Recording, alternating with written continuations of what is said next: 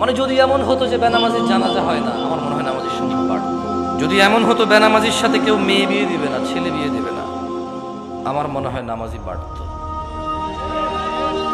যদি এমন হতো বেনামাজির সাক্ষী গ্রহণ করা হবে না, কি গ্রহণ করা হবে না, যদি এমন হতো যে বেনামাজি ছেলে তার নামাজি বাবার সম্পদের অধিকার পাবে না, তাইলে মনে হয় নামাজি বাড়ত।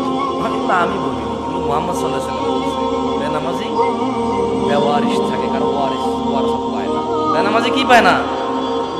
নামাজের ওয়ারাসাত পায় না, পৈতৃক সম্পত্তি পায় না। যে ছেলে নামাজ পড়ে না তার বাপের সে পৈতৃক সম্পত্তি পায় না। ইসলাম সে মারা গেলে তার জানাজার নামাজ হয় না। বেনামাজি জামাই নামাজি বউ বিয়ে টিকে না হিসেবে, কারণ বাইনাল আবিদি ওয়া বাইনাল কুফরি তারকুস সালাহ। বান্দা ও কুফরির মধ্যে পার্থক্য হচ্ছে নামাজ ছেড়ে দেওয়া। তো কাফের আর মুসলমান তো বিয়ে টিকে না। বাইনাল আবিদি ওয়া বাইনাশ শিরকি ওয়াল কুফর তারকুস সালাহ। বান্দা শিরিক আর কুফরির মধ্যে পার্থক্য হচ্ছে নামাজ ত্যাগ করা।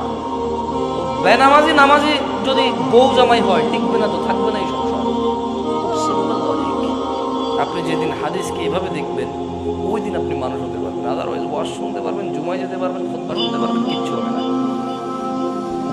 আর আমার মতো লোকজন নিয়ে এসে, আমার থেকে উন্নত লোকজন নিয়ে এসে কতক্ষণ নিজের এলাকার সুনাম করতে পারবেন? প্যান্ডেলে জায়গা হয় নাই রে, বিশাল প্যান্ডেল, মানুষ আর মানুষ।